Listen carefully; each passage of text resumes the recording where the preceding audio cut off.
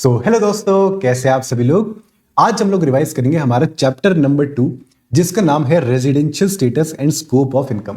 ये वाला जो चैप्टर है ये आपके एग्जाम में कम से कम 4 to 6 मार्क्स का आ सकता है एंड इसके आने के चांसेस भी काफी हाई रहते हैं। एंड ऑनेस्टली बताऊं, काफी आसान चैप्टर है। आपने क्या करना है, आपने बस मेरी रिवीजन को ध्यान से सुनना है, उसके बाद जाकर सारे के सारे क्वेश्चंस को जल्दी से आपने गो थ्रू करना है। That's it. ज्यादा मेहनत करने की जरूरत नहीं है। ये चैप्टर काफी आसान माना जाता है और आता भी है तो इंपॉर्टेंट भी है।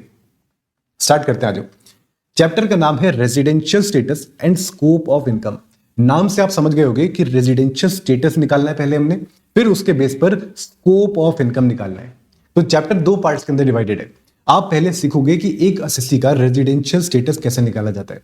आप देखोगे कि वो बंदा इस प्रीवियस ईयर के अंदर एक रेजिडेंट बनेगा या फिर नॉन रेजिडेंट बनेगा। एक बार उसको रेजिडेंट बना दिया तो फर्दर चेक करो कि क्या वो हमारे प्रीवियस ईयर के अंदर रेजिडेंट एंड ऑर्डिनरली रेजिडेंट बनेगा या फिर resident but not ordinarily resident बनेगा। इसका क्या मतलब है? रेजिडेंट एंड ऑर्डिनरली रेजिडेंट का मतलब कि वो रेजिडेंट भी है एंड ऑर्डिनरली भी वो पिछले कई साल से रेजिडेंट ही होता आ रहा है। Resident but not ordinary resident का मतलब है कि इस साल में तो वो रेजिडेंट बन गया बट ऑर्डिनरली वो रेजिडेंट नहीं होता। ठीक है जी। अब उसके बाद एक बार आपने रेजिडेंशियल स्टेटस निकाल दिया, उसके बाद आप चेक करोगे कि उसकी कौन सी वाली इनकम को आपने इंडिया के अंदर टैक्सेबल करना है। जैसे कि अगर मैं रेजिडेंट एंड ऑर्डिनरी रेजिडेंट की बात करूं, आरओआर की हम बात करें, तो इसके पूरे वर्ल्ड की इनकम को आपने इंडिया में ही टैक्सेबल करना है। अगर मैं नॉन रेजिडेंट की बात करूं तो उसकी फॉरेन इनकम इंडिया में टैक्सेबल नहीं होगी, इंडिया वाली इनकम ही इंडिया में टैक्सेबल होगी। इस चीज को बोला जाता है स्कोप ऑफ इनकम निकालना। आप निकालोगे कि कौन सी इनकम स्कोप के अंदर आती है। राइट। इसलिए सबसे पहला स्टेप जब आप किसी एसएससी की टोटल इनकम निकालते हो तो सबसे पहला स्टेप होता है कि आपने डिटरमाइन करना है उसका रेजिडेंशियल स्टेटस। राइट। अब स्टार्ट करते हैं। रेजिडेंशियल स्टेटस किस तरीके का हो सकता है? या तो एक एसएससी बनेगा रेजिडेंट या फिर वो बनेगा नॉन रेजिडेंट। एक बार आपने उसको रेजिडेंट बना दिया तो फर्दर आप देखो कि क्या वो आरओआर बनेगा या फिर आरएनओआर बनेगा। अच्छा, रेजिडेंशियल स्टेटस का एक ही बार निकालकर छोड़ दें? The answer is no. Residential status आपको हर साल चेक करना पड़ेगा। क्यों ऐसा? इसलिए क्योंकि हो सकता है कि एक एसएससी एक साल में आरओआर था, अगले साल वो हो सकता है नॉन रेजिडेंट बन जाए। ये भी हो सकता है कि एक साल में वो आरएनओआर था, अगले साल वो नॉन रेजिडेंट बन जाए, या फिर एक साल में वो नॉन रेजिडेंट था, अगले साल वो आरओआर बन जाए। कुछ भी हो सकता है, कुछ भी चेंज हो सकता है। तो हर साल आपको देखना पड़ेगा कि वो एसएससी हमारे वाले साल के अंदर, वो हमारे वाले प्रीवियस ईयर के अंदर वो रेजिडेंट बनेगा कि नॉन रेजिडेंट बनेगा, आरओआर बनेगा कि आरएनओआर बनेगा। अब स्टार्ट करते हैं। आ जाओ। सबसे पहले देखो, आपने निकालना है हर तरीके के पर्सन का रेजिडेंशियल स्टेटस। हम लोग सबसे पहले सीखेंगे इंडिविजुअल्स का residential status and inter level पर इंडिविजुअल्स का रेजिडेंशियल स्टेटस निकालना ही आपके लिए द मोस्ट इंपॉर्टेंट टास्क है। राइट। समझो जरा ध्यान से। सबसे पहले देखो, इंडिविजुअल्स को आप क्या क्या बना सकते हो। एक इंडिविजुअल को या तो आप बनाओगे रेजिडेंट या फिर आप बनाओगे उसको नॉन रेजिडेंट। एक बार रेजिडेंट बन जाता है तो फर्दर वो बनेगा आरओआर या फिर वो बनेगा आरएनओआर। अब उसको एक बार आपने रेजिडेंट या फिर नॉन रेजिडेंट बनाना है। इसके लिए आपको चेक करनी पड़ेंगी कुछ बेसिक कंडीशंस। ध्यान से समझना, कुछ आपको चेक करनी पड़ेगी basic conditions. And basic conditions आपको टोटल 2 बेसिक कंडीशन दे रखी है। आपको दोनों में से एनी वन बेसिक कंडीशन आपको सेटिस्फाई करनी है। कोई एक भी सेटिस्फाई कर देते हो तो आप बन जाओगे रेजिडेंट। अगर नहीं कर पाते, मान लो दोनों ही आपसे छूट जाती है, दोनों ही आप सेटिस्फाई नहीं कर पाते, तो फिर आप बन जाओगे नॉन रेजिडेंट। ठीक है जी। लेकिन एक बार आप रेजिडेंट बन जाते हो फिर हम आपके लिए चेक करेंगे कुछ एडिशनल कंडीशन। एडिशनल कंडीशंस, अब ये कंडीशंस क्या, ये अभी पढ़ेंगे सारी। एडिशनल कंडीशंस भी आपकी 2 होती हैं टोटल। एंड एडिशनल कंडीशंस आपको दोनों सेटिस्फाई करनी पड़ती है अगर आपको बनना है आरओआर। अगर एडिशनल कंडीशंस में से कोई एक भी आपसे रह जाती है तो फिर आप बन जाते हो resident but not ordinarily resident. I hope ये क्लियर हो गया सर आपके लिए। एक बार रिपीट करता हूं, इंडिविजुअल या तो बनेगा रेजिडेंट या फिर बनेगा नॉन रेजिडेंट। उसके लिए आप चेक करोगे उसकी बेसिक कंडीशंस। 2 बेसिक कंडीशन है, दोनों में से कोई भी एक आपको सेटिस्फाई करनी है रेजिडेंट बनने के लिए। दोनों ही आपसे रह जाती है तो आप बन जाओगे नॉन रेजिडेंट। एक बार रेजिडेंट बन गए फिर चेक करो एडिशनल कंडीशंस। एडिशनल कंडीशंस आपको बोथ सेटिस्फाई करनी है, बोथ। दोनों सेटिस्फाई करोगे तो बनोगे आरओआर। दोनों में से दोनों ही आपसे छूट गई, दोनों ही छूट गई आपसे, या तो कोई एक हो गई दूसरी छूट गई या फिर दोनों आपसे छूट गई, तो फिर आप बन जाओगे आरएनओआर। अब ये बेसिक कंडीशन है क्या और एडिशनल कंडीशन है क्या, उसको यहां से समझो मेरे साथ। सबसे पहले जरा ध्यान से देखो, हम लोग देख रहे हैं basic condition. Basic condition number 1 कहती है कि आपको करंट प्रीवियस ईयर के अंदर 182 डेज और मोर के लिए आपको इंडिया के अंदर रहना पड़ेगा। ये है हमारी पहली बेसिक कंडीशन। तो ध्यान से देखो, ये है हमारा प्रीवियस ईयर 25-26 हमारे वाला साल। इस साल के अंदर आपको 182 डेज और मोर के लिए इंडिया में होना पड़ेगा। अगर आप 182 डेज और मोर के लिए इंडिया में हो गए, फॉर एग्जाम्पल आप 184 डेज के लिए आ गए या 200 दिन के लिए आ गए, 240 दिन के लिए आ गए, तो फिर आप डायरेक्टली बन जाओगे एक रेजिडेंट। फिर हम आपके लिए एडिशनल कंडीशन चेक करेंगे। ठीक है जी, मैंने बोला था बेसिक कंडीशन में से कोई एक सेटिस्फाई करनी है। ये तो हमने पहली वाली देख ली। अब देखो बेसिक कंडीशन नंबर 2 में क्या लिखा है। बेसिक कंडीशन 2 कहती है कि अगर आप 1 सेटिस्फाई नहीं कर पाए तो 2 पर आ जाओ।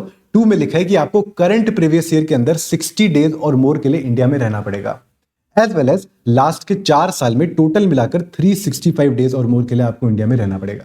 तो इस तरह से इमेजिन करो, देखो इस वाले चार्ट को देखो एक बारी। ये है आपका ये वाला साल प्रीवियस ईयर 25-26।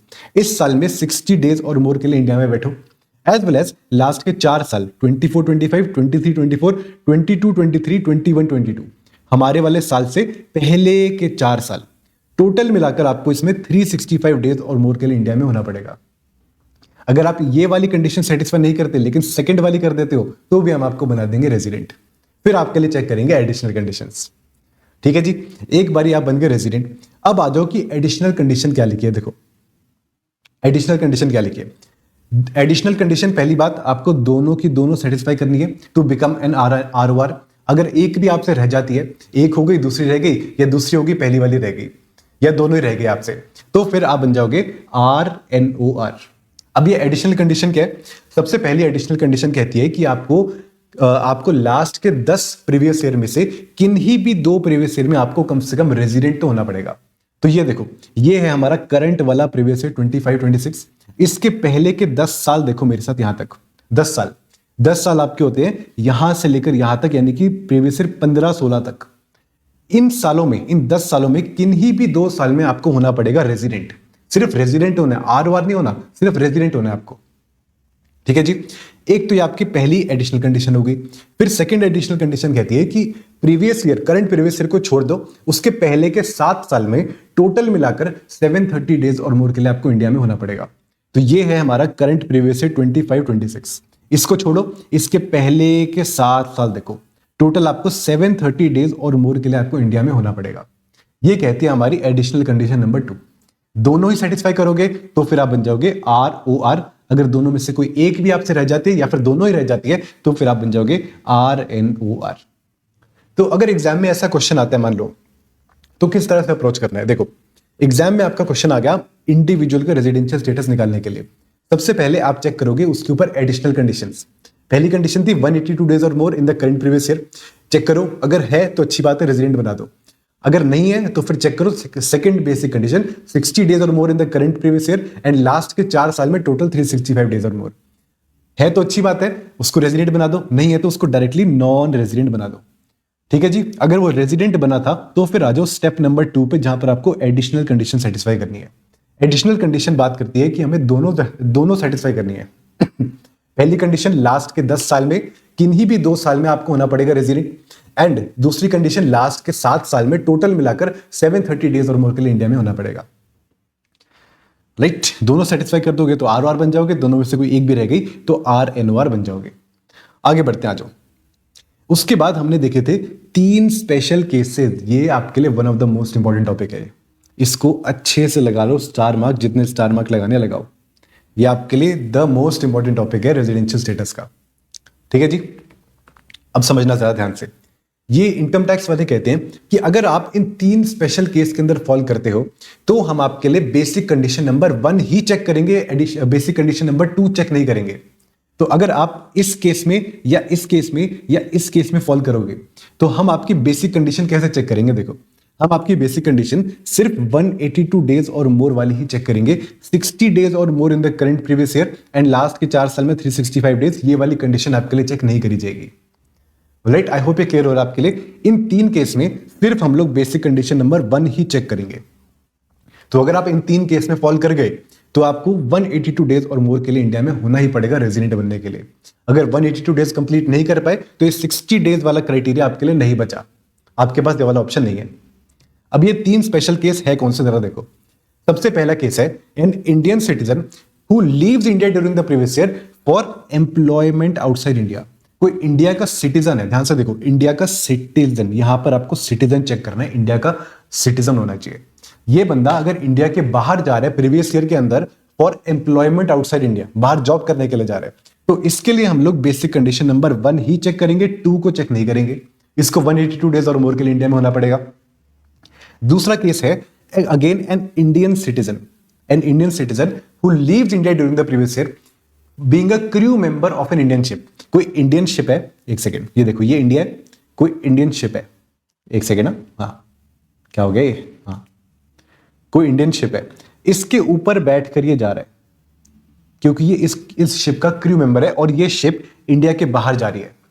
तो प्रीवियस ईयर के अंदर हम लोग इसके लिए बेसिक कंडीशन नंबर 1 ही चेक करेंगे, एट बेसिक कंडीशन नंबर 2 इसके लिए चेक नहीं करी जाएगी। एक तो केस ये हो गया हमारा। तीसरा केस जरा समझो ध्यान से, ये ज्यादा इंपॉर्टेंट है आपके लिए, समझो। एक इंडियन सिटीजन और a person of Indian origin who has business, profession और एम्प्लॉयमेंट आउटसाइड इंडिया, जिसका काम धंधा इंडिया के बाहर है, वो पर्सन करंट ईयर में इंडिया विजिट करने के लिए आ रहा है एंड इंडिया में उसकी इंडिया वाली इनकम मतलब टोटल इनकम एक्सक्लूडिंग फॉरेन वाली इनकम, वो उसके अप टू 15 लाख रुपीज है। ध्यान से समझना, ये आपके लिए इंपॉर्टेंट है, इसको मैं दोबारा समझाऊंगा। देखो जरा ध्यान से, ये इंडिया है, ये आपका यूएसए मान लो इसको, ठीक है जी, ये इंडिया है। अब एक बंदा है जो कि यूएसए में बैठा है, लेकिन ये बंदा या तो है इंडियन सिटीजन या फिर person of Indian origin. Person of Indian origin मतलब कोई भी ऐसा इंसान जिसके मम्मी पापा या फिर उसके दादा दादी कोई भी अनडिवाइडेड इंडिया के अंदर पैदा हुए थे। अनडिवाइडेड इंडिया मतलब इंडिपेंडेंस से पहले वाला, या तो इंडिपेंडेंस से पहले वाला या फिर इंडिपेंडेंस के बाद वाला, कोई सा भी इंडिया, किसी भी इंडिया में अगर वो पैदा हुए थे, उसके बाद ये बंदा इंडिया के बाहर चला गया, तो he will be a person of Indian origin. और इंडियन सिटीजन मतलब कि भारत का नागरिक, ठीक है जी। ये इंडियन सिटीजन है या फिर पर्सन ऑफ इंडियन ओरिजिन है, ये इंडिया के बाहर बैठा है एंड इसका वर्क इंडिया के बाहर ही है, इसका मेन वर्क इंडिया के बाहर ही है, मतलब कि इसका बिजनेस या इसका प्रोफेशन या इसका एम्प्लॉयमेंट इंडिया के बाहर है। और करंट ईयर में ये पर्सन इंडिया आ रहा है विजिट करने के लिए और उसकी टोटल इनकम एक्सक्लूडिंग फॉरेन वाली इनकम, यानी कि सिंपल सी बात है, टोटल इनकम एक्सक्लूडिंग फॉरेन मतलब इंडिया वाली इनकम, मतलब कि उसकी इंडिया वाली इनकम, उसकी Indian income is up to ₹15 lakh तक ही है सिर्फ। तो वो पर्सन, उस पर्सन के लिए हम लोग बेसिक कंडीशन नंबर 1 ही चेक करेंगे, बेसिक कंडीशन नंबर 2 चेक नहीं करेंगे। तो ये पर्सन 182 डेज और मोर के लिए इंडिया में रहेगा तो ही रेजिडेंट बनेगा। 182 डेज वाली कंडीशन सेटिस्फाई नहीं कर पाया तो 60 डेज वाली कंडीशन इसके लिए अवेलेबल नहीं है। आई होप ये क्लियर हो रहा है आपके लिए। अच्छा, एक चीज मैं आपको बताता हूं, यहां पे ध्यान से समझना। मैंने यहां पर बोला कि इस इंडियन सिटीजन और पर्सन ऑफ इंडियन ओरिजिन जो कि इंडिया के बाहर काम धंधा करता है, वो इंडिया में आ रहा है विजिट करने के लिए, उसकी इंडिया वाली इनकम अप टू 15 लाख है, तो बेसिक कंडीशन नंबर 1 चेक करनी है, 2 को इग्नोर करना है, ये हमने सीखा। लेकिन क्या होगा अगर उसकी इनकम मोर देन 15 लाख हो जाती है, तो मोर देन 15 लाख उसकी इनकम हो जाएगी तो क्या करेंगे? अगर उसकी इनकम, इंडिया वाली इनकम मोर देन 15 लाख हो जाती है तो फिर हम उसके लिए बेसिक कंडीशन नंबर 2 को भी अप्लाई कर देंगे, but with a small twist. उसके लिए बेसिक कंडीशन नंबर 2 भी लग जाएगी, बट सुनो ध्यान से, बट एक सेकेंड, बट ये जो 60 डेज है इसको काट के आपने 120 डेज कर देना है, दैट्स इट। तो उसके लिए बेसिक कंडीशन क्या बनेगी? 182 डेज और more in the current previous year, या फिर 120 डेज और more in the current previous year and last के 4 साल में 365 डेज और मोर। आई होप ये क्लियर हो रहा है सबके लिए। आसान है वैसे, इतना मुश्किल तो नहीं है। देखो, इसकी टोटल इनकम अगर मोर देन 15 लाख है तो 60 डेज को काट कर दो 120 डेज। तो कैसे बनेगी बेसिक कंडीशन? करंट ईयर में 182 डेज और मोर, या फिर करंट ईयर में 120 डेज और मोर एंड लास्ट के 4 साल में टोटल मिलाकर 365 डेज और मोर। इन दोनों में से कोई एक भी सेटिस्फाई कर देगा तो फिर वो बन जाएगा रेजिडेंट। लेकिन यहां पर एक छोटा सा ट्विस्ट और है, समझना ध्यान से, कि ये वाला पर्सन इंडियन ओरिजिन का या फिर इंडियन सिटीजन, ये वाले पर्सन की अगर मोर देन 15 लाख की इनकम हो जाती है और ये अब इस वाली 182 डेज और मोर वाली कंडीशन की वजह से वो रेजिडेंट बन जाता है, तो फिर हम उसके ऊपर फिर एडिशनल कंडीशन चेक करके भी उसको हम ROR या फिर RNOR में क्लासिफाई करेंगे। लेकिन अगर ये इस वाली कंडीशन की वजह से नहीं, 120 डेज वाली कंडीशन की वजह से रेजिडेंट बनता है, तो फिर हम उसको डायरेक्टली उसको हम RNOR बना देंगे, कोई हमें एडिशनल कंडीशन चेक करने की जरूरत नहीं है। आई होप ये सारा क्लियर हो रहा है, इतना मुश्किल नहीं है वैसे सारा। ठीक है जी, एक बार दोबारा बताता हूँ सारा, इस वाले बंदे का दोबारा बता रहा हूँ। देखो, एक इंडियन सिटीजन है या फिर पर्सन ऑफ इंडियन ओरिजिन जिसका काम धंधा इंडिया के बाहर है, वो करंट प्रीवियस ईयर में इंडिया में विजिट करने के लिए आ रहा है और उसकी इंडिया वाली income up to 15 lakh rupees है। अप टू 15 लाख रुपीज, तो सिर्फ बेसिक कंडीशन नंबर 1 चेक करो, बेसिक कंडीशन 2 को इग्नोर करो, सिर्फ 182 डेज वाली कंडीशन लगेगी। लेकिन अगर मोर देन 15 लाख होती है तो बेसिक कंडीशन नंबर 2 भी लग जाएगी, but with a small twist, यहां पर 60 डेज को काटकर आपने 120 डेज आपने कर देना है, तो ये बन जाएगी आपकी बेसिक कंडीशंस। अब 182 डेज और मोर की वजह से वो रेजिडेंट बनता है, तो फिर आपने फर्दर उसके लिए एडिशनल कंडीशन चेक करके उसको आरओआर या फिर आरएनओआर भी बनाना है। लेकिन 120 डेज वाली कंडीशन की वजह से वो रेजिडेंट बनता है, तो फिर आपने सीधा सीधा उसको आरएनओआर के अंदर ही क्लासिफाई कर देना है। आगे बढ़ते हैं, आ जाओ। अच्छा, एक चीज समझना कि आपको मैंने बोला कि आपको number of days stay in India आपको बता रखा है, लेकिन अगर मान लो डायरेक्टली ना बता रखा हो, सीधा आपको बोला कि इस दिन को वो इंडिया आया था और इस दिन को वो इंडिया छोड़कर चला गया। जैसे फॉर एग्जांपल देखो, जैसे फॉर एग्जांपल मैं एक डेट लेता हूं यहां पर 11 जून 2025, ठीक है जी, एंड यहां पर है लीव्स इंडिया वाली डेट 21 दिसंबर 2025। वो 11 जून 2025 को इंडिया में आया था एंड 21 दिसंबर 2025 को इंडिया छोड़कर चला गया। तो number of days stay in India कैसे निकालोगे? इसका सिंपल तरीका यह है कि आपको यहां से लेकर यहां तक नंबर ऑफ डेज निकालने हैं, एज वेल एज ये वाली डेट और ये वाली डेट को भी आपने इंक्लूड करना है इन स्टे इन इंडिया। तो जिस दिन वो पर्सन इंडिया में एंटर करता है वो डेट भी काउंट करेंगे, एंड जिस दिन वो इंडिया को छोड़कर जाता है वो डेट भी काउंट करेंगे। चलो एक एग्जाम्पल और देता हूं आपको इसका, एक एग्जाम्पल और देता हूं, मैंने लास्ट ईयर भी दिया था, समझना जरा ध्यान से। फॉर एग्जाम्पल आप 19 दिसंबर 2025 को इंडिया में आप इंटर करते हो, ठीक है जी, और ये एंट्री के टाइम आपका था रात के 11:55 PM, मतलब कि जस्ट ये तारीख आपकी बस खत्म ही होने वाली थी, बस खत्म होने वाली थी। सिर्फ 5 मिनट के लिए आप इंडिया में थे इस डेट को, ठीक है जी। उसके बाद 20 दिसंबर 2025 को आप फुल डे इंडिया में थे। उसके बाद 21 दिसंबर 2025 को बिल्कुल सुबह सुबह जैसे 12 बजे, रात के 12:05 पे आप इंडिया छोड़कर चले गए। तो ऐसे केस में भी ये डेट भी, ये डेट भी और ये डेट भी आपकी काउंट हो जाएगी as stay in India. Reality में देखो क्या हुआ, रियलिटी में आप सिर्फ 24 आवर्स एंड 10 मिनट्स के लिए इंडिया में थे, लेकिन फिर भी आपके 3 दिन यहां पर काउंट हो जाएंगे as stay in India. I hope ये क्लियर हो रहा है आपके लिए। अब जरा पहले वाले एग्जाम्पल पे दोबारा हो। पहले वाले एग्जाम्पल में हम लोग एंटर करे थे ऑन 11 जून 2025 एंड हम इंडिया छोड़ के गए थे 21 दिसंबर 2025। तो यहां से लेकर यहां तक का आपने period of stay in India निकालना है। कैसे निकालोगे? आपने सबसे पहले देखना है कि जून के महीने में कितने दिन होते हैं। जून के महीने में होते हैं आपके 30 डेज, ठीक है जी, 30 डेज। 30 डेज में से पहले 11 दिन हटा दो, पहले 11 दिन हटाओ, ठीक है जी। लेकिन बाद में यहां पर अपने +1 भी करना है। +1 मैंने क्यों किया? क्योंकि जब हमने ये 11 दिन हटाए थे पहले, तो हमारा ये 11 तारीख भी हट गई थी, इसको हमने इंक्लूड करना है। इसको इंक्लूड करने के लिए यहां पर एक +1 आपको करना जरूरी है, राइट। तो ये आप निकालो एक बारी, 30 - 11 + 1 दिस इज 20, ठीक है जी। जून के महीने में आप 20 डेज के लिए इंडिया में थे।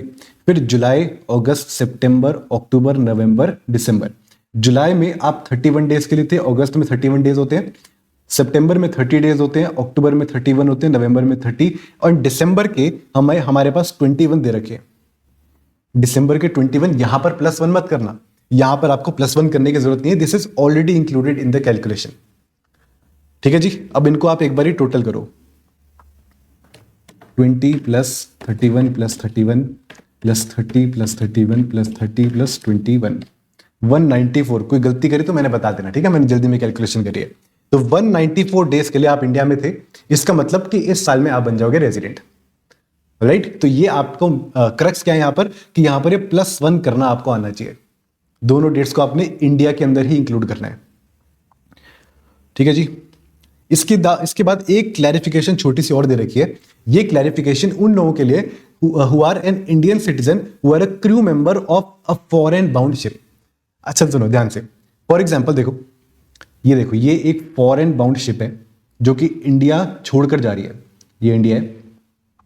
अब इसके ऊपर जो बंदा बैठेगा, जो इसके ऊपर बैठेगा, वो पहले एक सर्टिफिकेट पे साइन करेगा जिसको बोला जाता है कंटिन्यूअस डिस्चार्ज सर्टिफिकेट, CDC बोला जाता है। इसके ऊपर एक आपकी डेट ऑफ ज्वाइनिंग लिखी जाती है एंड एक आपकी डेट ऑफ साइनिंग ऑफ लिखी जाती है। एक second, date of signing off लिखी जाती है। समझो जरा ध्यान से क्या है, ये बता रहे हैं कि जब कोई इंडिया का सिटीजन एक फॉरेन बाउंड शिप पर चढ़कर इंडिया छोड़ के जाता है तो उसको एक CDC पे अपना सिग्नेचर करना होता है, वहां पर अपनी एक डेट ऑफ ज्वाइनिंग लिखनी होती है and date of signing off लिखना होता है जब उससे उतरता है। तो जब शिप पे चढ़ेगा तो डेट ऑफ ज्वाइनिंग लिखेगा एंड जब शिप से उतरेगा तो डेट ऑफ साइनिंग ऑफ भी यहां पर लिखेगा। तो मान लो कि हमारे एग्जाम्पल में डेट ऑफ ज्वाइनिंग है 12 जुलाई 2025 and date of signing off है 31 दिसंबर 2025। तो यहां से लेकर यहां तक ये दोनों डेट्स इंक्लूड करके पूरा पीरियड आपका स्टे आउटसाइड इंडिया माना जाएगा। समझ रहे हो कि ये डेट दोनों इंक्लूड करनी है आपने यहां पर स्टे इन इंडिया के लिए। ऊपर जो हमने देखा था यहां पर ये जो हमने एग्जांपल देखा था, यहां पर हम स्टे इन इंडिया निकाल रहे थे, वहां पर हमने दोनों डेट इंक्लूड करके इन इंडिया मानी थी। यहां पर इस वाले केस में जब आप CDC पे साइन करते हो तो डेट ऑफ ज्वाइनिंग से लेकर date of signing off including both dates आपने स्टे आउटसाइड इंडिया मानना है, राइट। तो 12 जुलाई 2025 से लेकर 31 दिसंबर 2025 including both dates stay outside India माना जाएगा। तो स्टे इन इंडिया कैसे निकालेंगे, इसको आप माइनस कर लोगे। 365 डेज में से आप यहां से लेकर यहां तक का पूरा जितना भी पीरियड आएगा आपका वो आप माइनस कर लोगे, उसके बाद आ जाएगा आपका स्टे इन इंडिया। ठीक है जी। इसके बाद एक कंसेप्ट आता है जिसका नाम होता है डीम्ड RNOR। डीम्ड RNOR ये वाला कंसेप्ट वैसे अपनी रेगुलर क्लास में मैं काफी लेट पढ़ाता हूं, बिल्कुल लास्ट में पढ़ाता हूं उसको, लेकिन अभी हम लोग रिवीजन कर रहे थे उसको अभी साथ साथ निपटाते हैं। यहां से समझो मेरे साथ, डीम्ड RNOR। डीम्ड का मतलब क्या होता है, डीम्ड मतलब होता है कि एक्चुअल में नहीं है बट मान लिया। डीम्ड मतलब कि मान लिया गया, यानी कि यहां पर कोई ऐसे पर्सन की बात हो रही है जो कि एक्चुअल में बेसिक कंडीशन सेटिस्फाई नहीं करता, तो उसको होना चाहिए नॉन रेजिडेंट, लेकिन फिर भी हम उसको यहां पर एक डीम्ड RNOR मान रहे हैं। अब ये प्रोविजन क्यों लाया गया जरा समझना। ये प्रोविजन आप समझो कि जो फ्रॉडी लोग होते हैं जैसे विजय माल्या, उसके जैसे लोगों को पकड़ने के लिए ये प्रोविजन लाया गया। देखो जरा, मान लो कि ये है इंडिया, ठीक है जी, ये है इंडिया एंड ये है दुबई। दुबई में आपको पता है कि दुबई के अंदर कोई भी किसी तरह का इनकम टैक्स नहीं होता, नो इनकम टैक्स, ठीक है जी। एंड इंडिया में आपको पता है कि इंडिया के अंदर इनकम टैक्स एग्जिस्ट करता है, यहां पर काफी ज्यादा इनकम टैक्स लोगों को देना पड़ता है। अब मान लो इंडिया में कोई बंदा है, ये इंडिया में बंदा है, ये बड़ा फ्रॉडी इंसान है, इसको इंडिया में टैक्स देने का मन नहीं करता, ये फ्रॉडी इंसान है। ये प्लान करता है कि मैं इंडिया में कोई बिजनेस करता हूं और इंडिया में मैं इसको कंट्रोल करता हूं, इंडिया में ही मेरा बिजनेस है, इंडिया में ही मैं उसको कंट्रोल करता हूं, क्यों ना मैं इंडिया छोड़कर मैं दुबई चला जाऊं। एंड अगर मैं दुबई चला गया एंड करंट ईयर में मैं एक दिन के लिए भी इंडिया में नहीं आया, तो मेरे इंडिया से जो इनकम मेरी कंट्रोल हो रही है उस पर मुझे कोई भी टैक्स देने की जरूरत नहीं पड़ेगी। आप लेटर ऑन जाके थोड़ी देर में समझोगे, जब हम स्कोप ऑफ इनकम समझेंगे तब आपको एक चीज बताऊंगा मैं कि जो RNOR होता है उसकी इंडिया के बाहर वाली income but controlled from India वाली इनकम वो इंडिया में टैक्सेबल हो जाती है, लेकिन नॉन रेजिडेंट के लिए ऐसा नहीं होता। तो इसने सोचा कि क्यों ना मैं इंडिया के बाहर भाग जाऊं और इंडिया के बाहर भागकर एक दिन के लिए भी इंडिया में नहीं आऊं। अगर वो इंडिया में नहीं आता तो फिर वो बन जाएगा non resident, and non resident के लिए इंडिया से कंट्रोल वाली इनकम इंडिया में टैक्सेबल नहीं होती। तो ऐसे फ्रॉडी लोगों को पकड़ने के लिए इंडिया में हम लोग ये वाला प्रोविजन लेकर आए जिसका नाम था डीम्ड RNOR वाला। अब समझना इसको कि इसके अंदर क्या लिखा है, देखो जरा ध्यान से। डीम्ड RNOR, डीम्ड मतलब कि मान लिया गया, मान लिया गया कि तुम एक RNOR हो इंडिया के अंदर।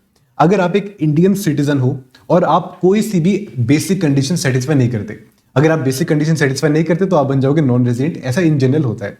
अगर आप एक इंडियन सिटीजन हो और आपने कोई सी भी बेसिक कंडीशन सेटिस्फाई नहीं करी, ना ही 182 डेज और मोर वाली, ना ही 60 डेज और मोर प्लस लास्ट के 4 साल में 365 डेज वाली, दोनों ही कंडीशन सेटिस्फाई नहीं करी, और आपकी इंडिया वाली इनकम मोर देन 15 lakhs है, और जिस कंट्री में आप रहते हो वहां पर कोई भी इनकम टैक्स नहीं पे करते, आप दुबई जैसी कंट्री में रहते हो, वहां पर कोई इनकम टैक्स है नहीं। तो क्योंकि आप वहां पर रहते हो, मतलब कि आपका डोमिसाइल या आपकी रेजिडेंस या किसी भी रीजन की वजह से आप वहां पर टैक्स नहीं पे करते, तो हमारी गवर्नमेंट कहती है कोई बात नहीं, तुम हमारे पास आ जाओ, हम तुम्हें हमारी कंट्री का डीम्ड RNOR मान लेंगे। एंड जो बिजनेस तुम इंडिया से कंट्रोल करते हो, चाहे बाहर उसकी इनकम कमाते हो, बाहर अक्रू होती है, बाहर रिसीव होती है, लेकिन जो कंट्रोल इंडिया से होती है उस पर तुम इंडिया में टैक्स पे करने आ जा, फिर तुम्हें इंडिया में टैक्स पे करना पड़ेगा, राइट। तो डीम्ड आरएनओआर का ये मतलब होता है, सबसे पहली बात, कोई इंडियन सिटीजन जो कि कोई भी बेसिक कंडीशन सेटिस्फाई नहीं करता, उसकी इंडिया वाली इनकम मोर देन 15 लाख है, एंड जिस कंट्री में वो रहता है वहां पर रहने की वजह से, उसके डोमिसाइल रेजिडेंस या किसी भी रीजन की वजह से उसको कहीं पर भी टैक्स पे नहीं करना पड़ता, तो हमारी गवर्नमेंट कहती है तुम हमारे पास आ जाओ, हम तुम्हें अपनी कंट्री का डीम्ड आरएनओआर मान लेंगे, एंड तुम्हें इस इनकम के ऊपर टैक्स देने इंडिया के अंदर ही आना पड़ेगा। ठीक है जी, ये कंसेप्ट था हमारा डीम्ड आरएनओआर का। हमारे 2 क्वेश्चन है इसके, बहुत बढ़िया क्वेश्चन है, आप एक बारी चेकआउट जरूर करना उन दोनों क्वेश्चंस को। आगे बढ़ते हैं, आ जाओ। एक तो क्वेश्चन बहुत ही जबरदस्त है हमारा डीम्ड आरएनओआर का। इसके बाद देखो कि रेजिडेंशियल स्टेटस ऑफ इंडिविजुअल निकालना हमने सीख लिया, अब उसके अलावा जो बाकी लोग होते हैं उनका कैसे निकालना है। सबसे पहले देखो HUF, हिंदू अनडिवाइडेड फैमिली का कैसे निकालना है रेजिडेंशियल स्टेटस। सबसे पहले आपने चेक करना है कि उस HUF का कंट्रोल एंड मैनेजमेंट कहां पर है। इसका मतलब कि उसके की डिसीजंस कहां पर बैठकर लिए जाते हैं। जहां पर भी उसके की डिसीजंस बैठकर लिए जाते हैं उसको बोला जाता है कंट्रोल एंड मैनेजमेंट। अगर उसका कंट्रोल एंड मैनेजमेंट होली या फिर पार्टली इन इंडिया, या तो सारा ही कंट्रोल मैनेजमेंट इंडिया में है या फिर थोड़ा थोड़ा सा इंडिया में है, अगर है तो फिर आप उसको बना दो रेजिडेंट। अगर होली आउटसाइड इंडिया है, एक भी डिसीजन इंडिया में नहीं लिया जाता, तो फिर वो HUF बन जाएगा non resident, as simple as that. लेकिन एक HUF को भी आपने एक बार रेजिडेंट बना दिया तो फर्दर आपको उसको ROR या फिर RNOR भी बनाना है, एंड उसके लिए आपने देखना है कि उस HUF का कर्ता कौन है। उस HUF का कर्ता means the head of the HUF, जो कि उस HUF के ऑपरेशंस को संभालता है, उसको बोला जाता है द कर्ता ऑफ द HUF। अगर HUF के जो कर्ता है, अगर वो दोनों की दोनों एडिशनल कंडीशन सेटिस्फाई कर लेता है, तो फिर उस HUF को हम बना देंगे ROR। ये एडिशनल कंडीशन कौन सी है? ये वही वाली एडिशनल कंडीशन है जो कि इंडिविजुअल के लिए हमने पढ़ी। लास्ट के 10 साल में से किन्हीं भी 2 साल में रेजिडेंट, लास्ट के 7 साल में टोटल मिलाकर 730 डेज और मोर। दोनों ही एडिशनल कंडीशन अगर कर्ता ऑफ द HUF सेटिस्फाई कर लेता है तो फिर ये HUF बन जाएगा ROR। अगर मान लो कर्ता ऑफ द HUF दोनों में से कोई एक भी एडिशनल कंडीशन सेटिस्फाई नहीं कर पाता, या फिर दोनों ही नहीं कर पाता, तो फिर वो HUF बन जाएगा RNOR, as simple as that. बहुत आसान था इनका। अच्छा, एक चीज ध्यान रखना, ये जो हमने एक बारी रेजिडेंट या फिर नॉन रेजिडेंट बनाया, फिर उसके बाद हमने ROR या फिर RNOR बनाया, ये वाला जो काम हमने किया रेजिडेंट को फर्दर ROR या RNOR बनाने वाला, ये वाला काम सिर्फ और सिर्फ इंडिविजुअल का और HUF के लिए किया जाता है, बस दैट्स इट। बाकी किसी अदर पर्सन के लिए ये चीज नहीं करी जाती। राइट, आई होप क्लियर हो रहा है आपके लिए कि सिर्फ एक इंडिविजुअल और HUF को ही हम फर्दर ROR या RNOR बनाते हैं, बाकी किसी अदर पर्सन को हम लोग ROR या RNOR नहीं बनाते, वो सिर्फ रेजिडेंट या फिर नॉन रेजिडेंट ही बनते हैं। इसके आगे देखो अब क्या लिखा है। इसके आगे लिखा है कि रेजिडेंशियल स्टेटस कैसे निकाले एक फर्म का, एक AOP का, BOI का, लोकल अथॉरिटी का और आर्टिफिशियल ज्यूरिडिकल पर्सन का। इन सबका कैसे निकाला जाता है? इन सबका निकालने का एक ही तरीका है, आपने चेक करना है कि firm, AOP, BOI, local authority and artificial juridical person, इनके केस में इनका कंट्रोल एंड मैनेजमेंट कहां पर है। अगर कंट्रोल एंड मैनेजमेंट होली या फिर पार्टली इन इंडिया है तो फिर आप इनको बना दो रेजिडेंट। अगर होली आउटसाइड इंडिया है, सारा ही कंट्रोल इंडिया के बाहर है, तो फिर आप इसको बना दो नॉन रेजिडेंट। ठीक है जी।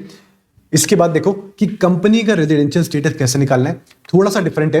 कंपनी के केस में आपने चेक करना है कि जो कंपनी है क्या वो एक इंडियन कंपनी है या एक फॉरेन कंपनी है। याद करो, इंडियन कंपनी का मीनिंग मैंने आपको पहले पढ़ाया था। इंडियन कंपनी का मतलब कोई ऐसी कंपनी जो कि इंडिया के अंदर रजिस्टर्ड है, प्लस उसका जो रजिस्टर्ड ऑफिस है, रजिस्टर्ड ऑफिस वो भी उसका इंडिया के अंदर होना चाहिए। कोई ऐसी कंपनी जो कि इंडिया के अंदर कंपनीज एक्ट 2013 के अंदर रजिस्टर्ड भी होनी चाहिए, एज वेल एज उसका रजिस्टर्ड ऑफिस भी इंडिया के अंदर होना चाहिए, उसको बोला जाता है एक इंडियन कंपनी। अगर आप एक इंडियन कंपनी हो तो आप ऑलवेज ऑलवेज ऑलवेज एक रेजिडेंट ही माने जाओगे, क्योंकि सिंपल सी बात है, आपका रजिस्टर्ड ऑफिस इंडिया के अंदर है, आप इंडिया के अंदर ही बैठे हो। लेकिन अगर आप एक फॉरेन कंपनी हो तो फॉरेन कंपनी के लिए हमें चेक करना है कि आपका प्लेस ऑफ इफेक्टिव मैनेजमेंट कहां पर है। प्लेस ऑफ इफेक्टिव मैनेजमेंट मतलब कि कहां बैठकर आपके की मैनेजमेंट एंड कमर्शियल डिसीजंस लिए जाते हैं। चिंता मत करो, ये प्लेस ऑफ इफेक्टिव मैनेजमेंट निकालने का जो टॉपिक है वो आपका CA फाइनल लेवल पर आएगा, अभी उसकी चिंता नहीं करनी। तो CA फाइनल में इसको पढ़ेंगे। अभी के लिए समझो कि प्लेस ऑफ इफेक्टिव मैनेजमेंट अगर इंडिया के अंदर है तो ये फॉरेन कंपनी बन जाएगी रेजिडेंट, लेकिन अगर place of effective management India के बाहर है तो ये बन जाएगी नॉन रेजिडेंट। फॉर एग्जाम्पल अगर मैं बात करता हूं टेस्ला की, ठीक है जी, टेस्ला की बात करते हैं तो टेस्ला के एलोन मस्क जो उसके सीईओ है, आई थिंक सीईओ उनके, तो सीईओ जो है एलोन मस्क, अगर वो इंडिया में बैठकर डिसीजन लेते हैं, की management decision, commercial decision India में बैठकर लेते हैं, तो टेस्ला कंपनी इंडिया की रेजिडेंट बन जाएगी। अगर इंडिया के बाहर बैठकर लेते हैं तो टेस्ला कंपनी इंडिया के लिए नॉन रेजिडेंट बन जाएगी। ठीक है जी, अब एक बात बताता हूं, हमने जो रेजिडेंशियल स्टेटस निकालना सीखा, ये जो कंपनी का हमने सीखा, हमने पीछे फर्म का, एचयूएफ का, इन सब का देखा, ये सब इतना इंपॉर्टेंट नहीं था। इससे पहले जो हमने इंडिविजुअल का सीखा वो सबसे ज्यादा इंपॉर्टेंट था, उस पर फोकस करना आप लोग सबसे ज्यादा। ठीक है जी, आगे बढ़ते हैं, आ जाओ। अब हम पढ़ेंगे स्कोप ऑफ टोटल इनकम। इसका मतलब इसके अंदर हम देखेंगे कि रेजिडेंशियल स्टेटस जो हमने निकाला उसके बेस पर अब कौन सी वाली इनकम हमारी इंडिया के अंदर टैक्सेबल होने वाली है, उसको बोला जाता है स्कोप ऑफ टोटल इनकम निकालना। अब समझना जरा ध्यान से, किसी भी इंसान की जो टोटल इनकम होती है पूरी दुनिया की इनकम, या तो वो होगी इंडियन इनकम या फिर वो होगी फॉरेन इनकम। इंडियन इनकम मतलब कोई भी ऐसी इनकम जो कि इंडिया के अंदर आपको रिसीव हो गई या फिर रिसीव नहीं हुई but it is deemed to be received. ठीक है जी, या फिर कोई इनकम जो कि इंडिया के अंदर आपको अक्रू हो गई या फिर deemed to be accrued in India, उसको बोला जाता है इंडियन इनकम।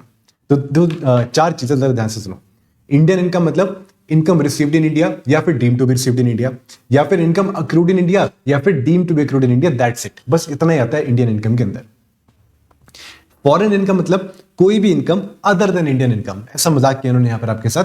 फॉरेन इनकम मतलब कोई भी income other than Indian income, मतलब कोई ऐसी इनकम जो कि इंडिया के बाहर ही अक्रू हो रही है, बाहर ही रिसीव हो रही है, सब कुछ इंडिया के बाहर हो रहा है, कोई लेना देना नहीं इंडिया से, उसको बोला जाता है फॉरेन की इनकम। अब जरा समझना ध्यान से कि हम लोग किस तरह से टैक्सेबल करते हैं। सबसे पहले हम लोग बात करेंगे ROR की, फिर बात करेंगे नॉन रेजिडेंट की, फिर बात करेंगे RNOR की। RNOR ध्यान से समझो, RNOR है बीच का बिच्छू। अभी मैंने इसको बीच का बिच्छू क्यों बोला आपको समझ में आ जाएगा। सबसे पहले देखो हम बात करते हैं ROR की। ROR के केस में आपको ज्यादा सोचने की जरूरत नहीं है। ROR की whole world income is taxable in India. Whole world income, पूरे दुनिया की इनकम उसकी इंडिया के अंदर ही टैक्सेबल होती है। तो एक ROR है, अगर वो इंडिया के अंदर इनकम रिसीव करता है या फिर डीम टू बी रिसीव्ड कोई इनकम होती है तो वो उसके हाथ में टैक्सेबल हो जाएगी। ठीक है जी, अगर इंडिया के अंदर कोई इनकम उसको अक्रू होती है या फिर डीम टू बी अक्रूड होती है वो भी इसके हाथ में टैक्सेबल हो जाएगी। वैसे ही अगर एक ROR पर्सन है, ये इंडिया के बाहर कुछ इनकम कमाता है, बाहर ही अक्रू हो रही है, बाहर ही रिसीव हो रहा है, सब कुछ बाहर हो रहा है, तो वो भी टैक्सेबल हो जाएगी, सब कुछ इसके हाथ में टैक्सेबल हो जाएगा। तो अगर क्वेश्चन में आपका जो एसएससी है वो अगर ROR है तो फिर आंख बंद करके उसके लिए सारी इनकम टैक्सेबल कर दो। एग्जाम्प्ट वाली मत कर देना कि एग्रीकल्चर इनकम भी टैक्सेबल कर दी, नहीं ऐसे नहीं, लेकिन पूरे वर्ल्ड की इनकम जो टैक्सेबल होती है वो उसके हाथ में इंडिया में ही टैक्सेबल होगी। ठीक है जी, उसके बाद देखो नॉन रेजिडेंट के लिए क्या होता है। नॉन रेजिडेंट के लिए सिर्फ उसकी इंडिया वाली इनकम ही इंडिया के अंदर टैक्सेबल होती है, यानी कि नॉन रेजिडेंट के लिए कोई इनकम जो कि इंडिया में उसने रिसीव कर ली या फिर डीम टू बी रिसीव या इंडिया में उसे अक्रू हो गई या deem to be accrued in India, उसको बोला जाता है एक नॉन रेजिडेंट की टैक्सेबल इनकम। तो इंडियन इनकम ही इसके हाथ में टैक्सेबल होगी। नॉन रेजिडेंट के लिए फॉरेन इनकम को हमने इंडिया में टैक्सेबल नहीं करना, क्योंकि सिंपल सी बात है, कोई नॉन रेजिडेंट है, मान लो यूएस का बंदा है, वो यूएस का बंदा है, वो यूएस में ही इनकम कमा रहा है, वहीं पर रिसीव हो रही है, सब कुछ बाहर हो रहा है, तो इंडिया से क्या लेना देना, इंडिया में क्यों आएगा टैक्स पे करने। लेकिन वो अगर इंडिया में कुछ इनकम कमा रहा है, इंडिया में रिसीव हो रही है या डीम टू बी रिसीव्ड या अक्रूड या डीम टू बी अक्रूड, तो उस पर टैक्स पे करने के लिए वो इंडिया में आएगा। अब बात करते हैं RNOR की। RNOR के लिए समझना ध्यान से, RNOR के लिए उसकी इंडियन इनकम तो इंडिया में टैक्सेबल होनी है, लेकिन उसकी फॉरेन इनकम जो कि इंडिया के बाहर ही एक्रू हो रही है, बाहर ही रिसीव हो रही है, बट फ्रॉम अ बिजनेस और a profession that was controlled और सेटअप इन इंडिया। समझना जरा ध्यान से, बाहर ही एक्रू हो रही है, बाहर ही रिसीव हो रही है, लेकिन कंट्रोल्ड फ्रॉम अ बिजनेस और अ प्रोफेशन और सेटअप इन इंडिया। ये जो इनकम है ये है फ्रॉम अ बिजनेस और a profession that was controlled in India या फिर सेटअप इन इंडिया। तो ऐसे केस में ये वाली जो इनकम है ये इसकी इंडिया में ही टैक्सेबल हो जाएगी, इसीलिए मैंने इसको बोला था बीच का बिच्छू। लेकिन एक RNOR को कोई ऐसी इनकम जो कि बाहर ही अक्रू हो रही है, बाहर ही रिसीव हो रही है एंड बाहर ही कंट्रोल हो रही है, सब कुछ बाहर हो रहा है, बाहर ही अक्रू, बाहर ही रिसीव, बाहर ही कंट्रोल्ड, सब कुछ इंडिया के बाहर हो रहा है, तो फिर कुछ सोचने की जरूरत नहीं है, इसके हाथ में भी नॉट टैक्सेबल आपने करनी है। इसलिए मैंने RNOR को बीच का बिच्छू का नाम बोला था, राइट। तो RNOR के लिए आपकी सिर्फ इंडिया वाली इनकम टैक्सेबल होगी, प्लस इंडिया के बाहर वाली income but controlled from India वाली टैक्सेबल होगी। नॉन रेजिडेंट के लिए इंडिया वाली इनकम ही टैक्सेबल होगी, इंडिया के बाहर वाली कोई सी भी इनकम उसके हाथ में टैक्सेबल नहीं होगी। एंड ROR के लिए पूरे दुनिया की इनकम उसके हाथ में टैक्सेबल हो जाएगी। अब इसकी मैंने एक छोटी सी समरी बना रखी है आपको क्लैरिफाई करने के लिए। एक छोटी समरी यहां पर देखो, ROR के लिए all income is taxable in India, non resident के लिए सिर्फ इंडिया वाली income is taxable in India, RNOR के लिए इंडियन वाली इनकम तो उसके हाथ में टैक्सेबल है ही, फॉरेन इनकम जो कि बाहर अक्रू हो रही है, बाहर रिसीव हो रही है बट कंट्रोल्ड फ्रॉम इंडिया, वो उसके हाथ में इंडिया में टैक्सेबल हो जाएगी। कोई ऐसी इनकम जो कि बाहर ही अक्रू हो रही है, बाहर ही रिसीव हो रही है, बाहर ही कंट्रोल हो रही है, कोई इंडिया से लेना देना नहीं है, वो उसके हाथ में इंडिया में टैक्सेबल नहीं करनी। राइट। अब एक चीज और समझना है यहां पर कि आखिर ये रिसीव्ड का मतलब क्या होता है। रिसीव्ड बोला मैंने यहां पर, रिसीव्ड का मतलब होता है received for the first time in India. कई बार क्या होता है कि आपको इनकम इंडिया के बाहर पहले रिसीव हो जाती है, फिर आप इंडिया में लेकर आते हो। फॉर एग्जाम्पल ये देखो, ये है इंडिया एंड ये है यूएसए, ठीक है जी, ये है इंडिया, ये है यूएसए, ये एक बंदा है और इसको इंडिया के बाहर यूएसए में कोई इनकम इसको रिसीव होगी, कोई इनकम इसको यहां पर रिसीव होगी एंड इसने अपने बैंक अकाउंट में इसको यहां पर रिसीव भी कर लिया, सब कुछ इसको हो गया। लेटर ऑन इसका जो परिवार था इंडिया के अंदर, ये देखो यहां इसका परिवार बैठे इंडिया के अंदर, ये इसने ये वाली जो इनकम इसको रिसीव हुई थी ये लेटर ऑन इंडिया में रेमिट कर दी। इसको बोला जाता है रेमिट करना। तो क्या मैं ये वाली जो इनकम हम यहां पर भेज रहे हैं, क्या मैं इसको रिसीव्ड इन इंडिया मान लूं? The answer is no. मैं इसको रिसीव्ड इन इंडिया नहीं मानूंगा। अगर मान लो ये इनकम मुझे फर्स्ट टाइम ही मेरे इंडिया में रिसीव हुई होती तो फिर मैं इसको रिसीव्ड इन इंडिया मानकर इंडिया में टैक्सेबल कर देता। लेकिन सिंस मैं पहले उसको रिसीव कर चुका हूं, लेटर ऑन में उसको इंडिया में रेमिट कर रहा हूं, इस रेमिट करने को इंडिया के अंदर रिसीव्ड नहीं बोला जाता। राइट, इसको रिसीव्ड इन इंडिया नहीं बोला जाता। ऐसे आपके 2-3 क्वेश्चन आएंगे, उसमें छोटे छोटे पॉइंट आते हैं। Income received in India means received for the first time in India. कोई इनकम जो बाहर पहले आपको रिसीव हो चुकी है उसको अब आप रेमिट करके ट्रांसफर करके इंडिया में ला रहे हो, that is not called received in India. अच्छा, अक्रूड इन इंडिया का मतलब क्या है? अक्रूड इन इंडिया का मतलब है कि जनरेटेड फ्रॉम इंडिया, कि उस इनकम का सोर्स इंडिया के अंदर होना चाहिए। फॉर एग्जाम्पल आपके पास एक हाउस प्रॉपर्टी है, ये देखो, इसी एग्जाम्पल में समझाता हूं। ये देखो, ये यूएसए और ये इंडिया है। यूएसए में आप बैठे हो यहां पर, ठीक है जी, यहां पर एक दूसरा बंदा है। अगर यूएसए में इस वाले बंदे के पास इंडिया में कोई हाउस प्रॉपर्टी है, ये देखो हाउस प्रॉपर्टी उसके पास, इस बंदे ने अपनी हाउस प्रॉपर्टी को इस बंदे को लेट आउट कर दिया, तो ये भी इंडिया के बाहर है, ये भी इंडिया के बाहर है, तो इनकम बाहर ही उसको अक्रू हो रही है, बाहर ही उसको रिसीव हो रही है, सब कुछ इंडिया के बाहर हो रहा है, बाहर ही अक्रू हो रही है, बाहर ही रिसीव हो रहा है, सब कुछ इंडिया के बाहर। बट सिंस ये सोर्स ऑफ इनकम इंडिया के अंदर सिचुएटेड है, तो ये वाली जो रेंटल इनकम इसको मिलने वाली है दैट शिल बी अक्रूड इन इंडिया। आगे चलकर एक टॉपिक आएगा डीम टू बी अक्रूड, उसके अंदर भी ये बात दोबारा आएगी हाउस प्रॉपर्टी वाली। लेकिन आप समझो कि अगर सोर्स इंडिया के अंदर है, वैसे मान लो इसकी जगह कोई फिक्स डिपॉजिट होता है इंडिया के अंदर, तो भी ये वाली इनकम आपकी अक्रूड इन इंडिया बन जाती। It means income generated in India और from a source that is situated in India. अच्छा, एक पॉइंट और आता है, जरा ध्यान से समझना। Past years foreign income even if not taxed earlier now brought to India shall not be taxable. ये क्या है समझो जरा। ये देखो, अगेन यहीं पर एग्जांपल लेते हैं, आ जाओ। मान लो कि यहां पर एक बंदा है, ये वाला, ठीक है जी, ये बंदा है एंड इसको इंडिया के बाहर कुछ इसको इनकम हुई थी, पहले बहुत पहले इसको इनकम हुई थी, मान लो 2012 में इसको कुछ इनकम हुई थी एंड अब इंडिया में इस वाली इनकम को ये 2025 में इंडिया में लेकर आ रहा है। तो मुझे एक बात बताओ, पुराने साल की कोई इनकम थी, ये 2012 में अगर हमारा इनकम टैक्स का लॉ कुछ और कहता था, उस टाइम कहता था कि ये वाली इनकम इंडिया में टैक्सेबल नहीं होगी, लेकिन अब 2025 में हमारा इनकम टैक्स का लॉ चेंज हो गया। अब ये लॉ कहते हैं कि हाँ ये वाली इनकम इंडिया में टैक्सेबल करनी है, तो क्या अब मैं उसको टैक्सेबल करूंगा? The answer is no. अगर आपकी कोई पुरानी पास्ट फॉरेन की इनकम है, इवन इफ उस पर पहले टैक्स नहीं लगा था, अब आप उसको इंडिया में लेकर आ रहे हो, अब उसको आपने टैक्सेबल नहीं करना, राइट, अब उसको आपने टैक्सेबल नहीं करना। तो पुराने साल की कोई फॉरेन आपकी अनटैक्स्ड इनकम थी, वो अब आप इंडिया में लेकर आ रहे हो, अब आपको उसके ऊपर टैक्स नहीं लगाना, उसके ऊपर हमारी गवर्नमेंट के पास टैक्स लगाने की पावर नहीं है। ये था हमारा छोटा सा पॉइंट। आगे बढ़ते हैं, आ जाओ। इसके बाद आप समझो मेरे साथ, income deemed to be received in India का मीनिंग क्या होता है, आओ समझते हैं इसको। तो यहां से समझो इसको मेरे साथ, income deemed to be received in India, deemed to be received, यहां पर डीम्ड टू बी रिसीव्ड का मीनिंग यही है कि एक्चुअल में कोई पैसा आपको यहां पर रिसीव नहीं हो रहा, बट मान लिया जाएगा कि आपको ये पैसा इंडिया के अंदर रिसीव हो गया और आपके हाथ में टैक्सेबल कर देंगे इसको। आप समझना जरा, सिर्फ 3 ही केस हैं, ज्यादा नहीं है, आपको समझ में आ जाएगा आराम से अगर आपने सैलरी चैप्टर पढ़ रखा है तो। अब सैलरी के अंदर हम एक पढ़ेंगे रिकॉग्नाइज्ड प्रोविडेंट फंड, जिसको हम प्यार से आरपीएफ भी बोलते हैं। इसके अंदर एम्प्लॉय भी कंट्रीब्यूट करता है, एम्प्लॉयर भी कंट्रीब्यूट करता है, इसके ऊपर इंटरेस्ट भी एक्यूमुलेट होता है और फिर रिटायरमेंट के टाइम पर एक लमसम पैसा भी मिलता है। लेकिन अगर अभी हम लोग सिर्फ इंटरेस्ट की और इस एम्प्लॉयर की कंट्रीब्यूशन की बात कर रहे हैं, जो एम्प्लॉय की अपनी कंट्रीब्यूशन होती है उसको तो हम कर देते हैं इग्नोर, क्योंकि वो ऑलरेडी उसके हाथ में टैक्सेबल हो चुकी है, कुछ पैसा कट के यहां पर जा रहा है।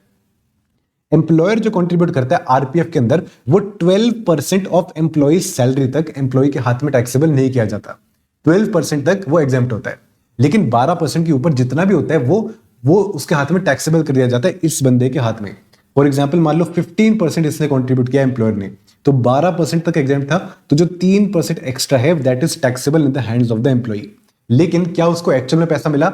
The answer is no. Actual में तो उसको अभी नहीं मिला, वो फंड में डाल दिया उसने डायरेक्टली, उसको बाद में मिलेगा रिटायरमेंट के टाइम पर, अभी उसको कुछ नहीं मिला, बट स्टिल उसके हाथ में it is deemed to be received और उसके हाथ में टैक्सेबल कर देंगे। वैसे ही एम्प्लॉयर की कंट्रीब्यूशन पर और एम्प्लॉय की कंट्रीब्यूशन पर इंटरेस्ट भी एक्यूमुलेट किया जाता है, और इंटरेस्ट अगर आपको 9.5% तक मिल रहा है तो एग्जेम्प्ट है, गुड, इट इज एग्जेम्प्ट। 9.5% के ऊपर का जितना भी इंटरेस्ट है वो आपके एम्प्लॉय के हाथ में टैक्सेबल कर देते हैं। लेकिन क्या उसको एक्चुअल में मिला? The answer is no. Retirement के टाइम पर उसको जाकर मिलेगा, अभी कुछ नहीं मिल रहा, बट स्टिल इसके हाथ में it is deemed to be received in India और उसके हाथ में टैक्सेबल कर देंगे, राइट। जैसे फॉर एग्जांपल 11.5% अगर इंटरेस्ट मिलता है तो आपको यहां पर इसका डिफरेंस यानी कि 2% इसके हाथ में डीम्ड टू बी रिसीव्ड मान लिया जाएगा। इसके बाद देखो सेकंड केस, अगर आपने अनरिकॉग्नाइज्ड प्रोविडेंट फंड में पहले पैसा डाल रखा है, तो जितना पैसा एम्प्लॉयर ने इसके अंदर डाला था एज वेल एज जितना पैसा एम्प्लॉयर की कंट्रीब्यूशन पर इंटरेस्ट एक्यूमुलेट हुआ था, उसको जब आप अपने आरपीएफ के अंदर ट्रांसफर करते हो तो ये ट्रांसफर करने पर जो पैसा आप ट्रांसफर कर रहे हो वो भी आपके हाथ में deemed to be received in India मानकर टैक्सेबल कर देंगे। हालांकि पैसा आपको नहीं मिला, एक फंड से दूसरे फंड में चला गया, आपके हाथ में नहीं आया, but it is deemed to be received. ठीक है जी। तीसरा केस समझो कि एम्प्लॉयर एम्प्लॉय के बेनिफिट के लिए उसके एनपीएस के अंदर भी पैसा डालता है। एनपीएस मतलब न्यू पेंशन स्कीम या फिर नेशनल पेंशन स्कीम, ये हम पढ़ेंगे हमारे डिडक्शन वाले टॉपिक के अंदर 80CCD।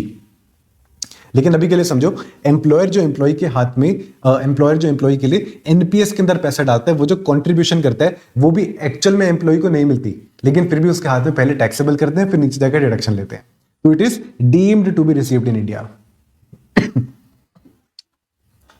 ठीक है जी। अब यहां से भी देख लेते हैं एक बारी क्या लिखे, एम्प्लॉयर की contribution to RPF in excess of 12%, ये मैंने समझाया। दूसरी बात, इंटरेस्ट क्रेडिट इन दोनों के ऊपर इन एक्सेस ऑफ 9.5%। एक्चुअल में कुछ नहीं मिला, but it is deemed to be received in India. वैसे ही एम्प्लॉयर की कंट्रीब्यूशन और इंटरेस्ट जो आपने यूआरपीएफ से आरपीएफ के अंदर ट्रांसफर कर लिया उसको भी बोला जाता है deemed to be received in India. And तीसरा, एम्प्लॉयर की contribution to NPS under section 80CCD। तो ये 3 ही केस है बस जो कि आपने पढ़ने हैं for deemed to be received in India, that's it. और कोई केस नहीं है पूरे इनकम टैक्स में, सिर्फ इतना ही आपने पढ़ना है। These are the only incomes that are deemed to be received in India. ठीक है जी। अब इसके आगे समझो, income deemed to be accrued in India, ये ज्यादा इंपॉर्टेंट है आपके लिए। ये जो हमने पहले देखा ना डीम्ड टू बी रिसीव्ड, ये इतना इंपॉर्टेंट नहीं था, ये नहीं था ज्यादा, ये ज्यादा इंपॉर्टेंट है आपके लिए, अच्छे से करके जाएंगे हम लोग, राइट। टोटल 8 केसेस है, 8 केस की मैंने यहां पर ऑलरेडी ड्राइंग बना रखी है, आपको चिंता वाली बात नहीं है, आपको सारा समझ में आ जाएगा।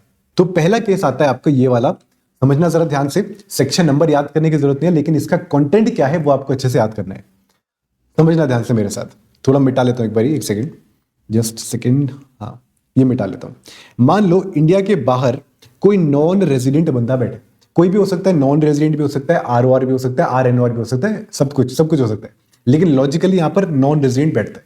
मान लो इंडिया के बाहर कोई नॉन रेजिडेंट है, इसको इंडिया के बाहर ही कोई इनकम अक्रू हो रही है, बाहर ही इसको रिसीव हो रही है, बाहर ही अक्रूड, बाहर ही रिसीव्ड, सब कुछ बाहर हो रहा है, but that income is from a business connection in India. उस इनकम का एक बिजनेस कनेक्शन इंडिया के अंदर है। अब ये बिजनेस कनेक्शन क्या होता है ये आपको पढ़ने की जरूरत नहीं है। आज से 3 साल पहले तक ये सीए इंटर के सिलेबस में था, लेकिन अब इसको हटा दिया, अब आपने इसको सीधा सीए फाइनल के अंदर जाकर पढ़ना है। तो अभी इसकी चिंता नहीं करनी, बिजनेस कनेक्शन का मीनिंग आपको समझने की जरूरत नहीं है, लेकिन इतना समझो कि इंडिया के बाहर को इनकम अक्रू हो रही है, बाहर ही रिसीव हो रही है, but from a business connection in India, that shall be deemed to be accrued in India. हालांकि बाहर अक्रू हो रही है but that shall be deemed to be accrued. एक केस ये हो गया।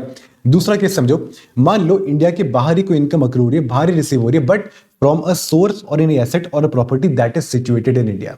फॉर एग्जाम्पल, मान लो इंडिया में आपके पास एक हाउस प्रॉपर्टी थी, हाउस प्रॉपर्टी, और आप यहां बैठे हो इंडिया के बाहर, आपने किसी दूसरे नॉन रेजिडेंट को वो वाली हाउस प्रॉपर्टी आपने रेंट पर दे दी, उस दूसरे नॉन रेजिडेंट को।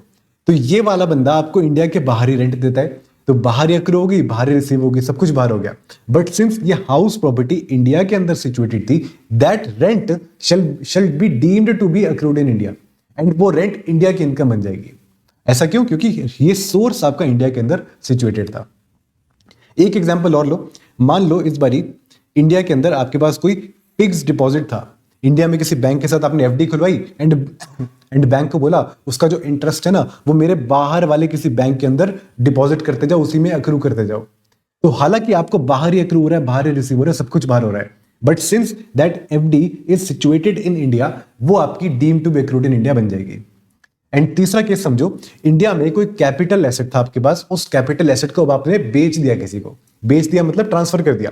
तो कैपिटल एसेट को बेचने पर जो भी कैपिटल गेन होगा, वो कैपिटल गेन भी shall be deem to be accrued in India. ऐसा इसलिए क्योंकि कैपिटल एसेट इंडिया के अंदर सिचुएटेड था। ठीक है जी, ये हमारा पहला केस बनता है। लेकिन यहां पर समझने वाली बात यह है कि बिजनेस कनेक्शन का मीनिंग आपके सिलेबस में नहीं है, लेकिन बिजनेस कनेक्शन में क्या क्या चीजें नहीं आती वो आपको पढ़ना है। समझना जरा ध्यान से, बिजनेस कनेक्शन के अंदर क्या क्या चीजें नहीं आती वो आपको याद करना जरूरी है। एंड ऑनेस्टली बताऊं, ये काफी इंपॉर्टेंट टॉपिक है आपके लिए। राइट, समझो जरा ध्यान से क्या क्या चीजें बिजनेस कनेक्शन में नहीं आती। सबसे पहले purchase of goods in India for the purpose of export. India के बाहर से कोई बंदा आया इंडिया में, और इंडिया में आया कुछ गुड्स उससे परचेज करे और इंडिया के बाहर लेकर चला गया, उसको बोला जाता है purchase of goods in India for the purpose of export. इन सबका लॉजिक मैं आपको समझाऊंगा कि इसको बिजनेस कनेक्शन क्यों नहीं माना गया। ठीक है जी, पहला केस हो गया purchase of goods in India for the purpose of export. दूसरा केस है collection of news in India for transmission outside India. जैसे आपने सुना होगा बहुत सारी जो इंटरनेशनल न्यूज एजेंसीज होती है, जैसे बीबीसी हो गई या अल जजीरा हो गई, ये लोग अपने पत्रकारों को इंडिया भेजते रहते हैं, एंड इंडिया में वो आते हैं, इंडिया में न्यूज कलेक्ट करते हैं और इंडिया के बाहर ट्रांसमिशन के लिए भेज देते हैं। तो इसमें हमारे इंडिया की जो अच्छी अच्छी बातें हैं या बुरी बुरी बातें, सब कुछ अच्छी बुरी सब कुछ सारी चीजें इंडिया के बाहर दिखाई जाती है। तो ये वाली जो एक्टिविटी है ये भी बिजनेस कनेक्शन नहीं मानी जाएगी, ऐसा हमारी सरकार कहती है। एंड बिजनेस कनेक्शन नहीं मानी जाएगी तो इसका मतलब कि यहां पर अक्रूड इन इंडिया भी नहीं मानी जाएगी, it will not be deemed to be accrued in India. तीसरा केस आता है shooting of cinematographic films in India by non resident non citizen. यहां पर क्या हो रहा है, यहां पर कोई पक्का अंग्रेज मतलब ना ही इंडिया का सिटीजन है ना ही इंडिया का रेजिडेंट है, बिल्कुल ही पक्का फिरंगी, आप समझो वैसा बंदा इंडिया के अंदर मूवी शूट करने के लिए आ रहा है, सिनेमाटोग्राफिक फिल्म्स। कोई भी हो सकता है, या तो कोई इंसान आ रहा है या फिर कोई फर्म आ रही है, कोई कंपनी आ रही है, एनी टाइप ऑफ पर्सन हो सकता है। तो वो अगर मूवी शूट करने के लिए इंडिया में आ रहा है तो वो भी बिजनेस कनेक्शन नहीं माना जाएगा। एंड चौथा केस समझो, चौथा केस है activity of display of uncut and unassorted diamonds by a foreign company in any special notified zone. जैसे आपको पता है इंडिया में एक सिटी है सूरत, उसको बोला जाता है the diamond capital of India. वहां पर बहुत सारी फॉरेन कंपनीज आती है एंड अपने जो अनकट बिल्कुल रॉ डायमंड्स होते हैं वो वहां पर डिस्प्ले पे लगाते हैं। तो वो एक एक्टिविटी होती है, उस एक्टिविटी को भी बिजनेस कनेक्शन नहीं माना गया। तो कैसे याद करना है इसको समझो। इसको याद करने के लिए आपको याद रखना है सेंड करके। सेंड में एस से बनता है आपका shooting of cinematography films in India by non resident non citizen. E, उसके बाद ई आता है, ई से बनता है export, purchase of goods in India for the purpose of export. फिर आता है एन से आता है news, collection of news in India for transmission outside India. फिर आता है लास्ट में डी से बनता है diamonds, activity of display of uncut and unassorted diamonds in special notified zones by a foreign company. लेकिन ध्यान देने वाली बात यह है कि ये वाला जो पॉइंट है शूटिंग ऑफ सिनेमेटोग्राफिक फिल्म्स वाला, ये नॉन रेजिडेंट नॉन सिटीजन के लिए है। बाकी कोई आपका रेजिडेंट बंदा आ गया या फिर सिटीजन आ गया उसके लिए नहीं है। दूसरी बात, ये जो डायमंड्स वाला पॉइंट है ये सिर्फ फॉरेन कंपनी के लिए है, किसी फॉरेन इंसान के लिए नहीं है, किसी इंडिविजुअल के लिए नहीं। कंपनी होनी चाहिए और फॉरेन होनी चाहिए। आगे बढ़ते हैं, आ जाओ। इसके बाद देखो सेकंड केस, ये बढ़िया केस है, देखो काफी क्वेश्चन आते हैं इस तरह के आपके।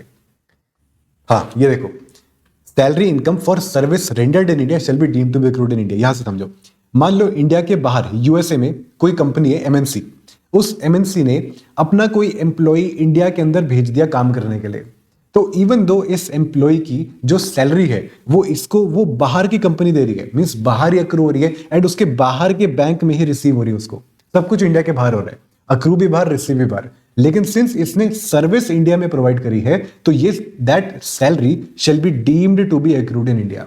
मान ली जाएगी कि वो इंडिया में अक्रू होगी, इंडिया में अक्रू होगी तो इंडियन इनकम बन जाएगी और इसको इसके ऊपर टैक्स भी देना पड़ जाएगा। एक चीज का और ध्यान रखना कि अगर ये बंदा इंडिया में आ रहा है और ये जो इंडिया में सर्विस प्रोवाइड कर रहा है, अगर उसके बाद ये वापस अपने देश चला जाता है, ये इंडिया से बाहर कहीं भी चला जाता है, तो इस वाली सर्विस के लिए जो उसको लेटर ऑन उसको पेंशन मिलेगी, उसको ग्रेच्युटी मिलेगी या लीव सैलरी मिलेगी, कुछ भी पेमेंट मिलेगी इस वाली सर्विस के लिए, तो that income shall also be deemed to be accrued in India. Right, इस वाली सर्विस के रिलेशन में उसको लेटर ऑन जो भी मिलेगा वो भी deemed to be accrued in India ही माना जाएगा। ठीक है जी, ये वाला केस हमने देख लिया। एक चीज और समझना, ये वाला केस देखो मेरे साथ, इस बारी उल्टा केस हो रहा है।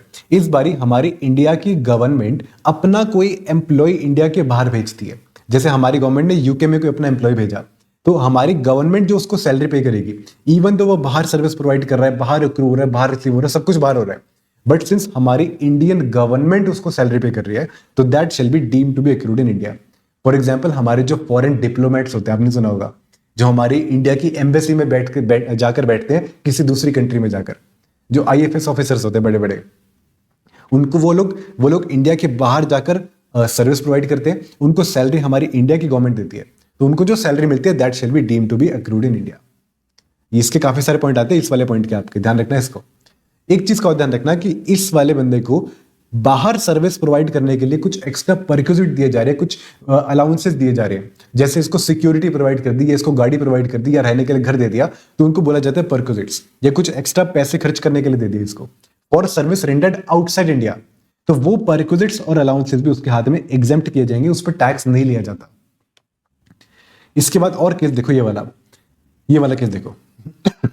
ये वाला पॉइंट कहता है कि अगर इंडिया में कोई इंडियन कंपनी है, तो बाहर इंडिया के बाहर वो अगर किसी को डिविडेंड पे करती है, तो वो डिविडेंड चाहे बाहर ही अक्रू हो रहा है, बाहर ही रिसीव हो रहा है, that shall be deemed to be accrued in India.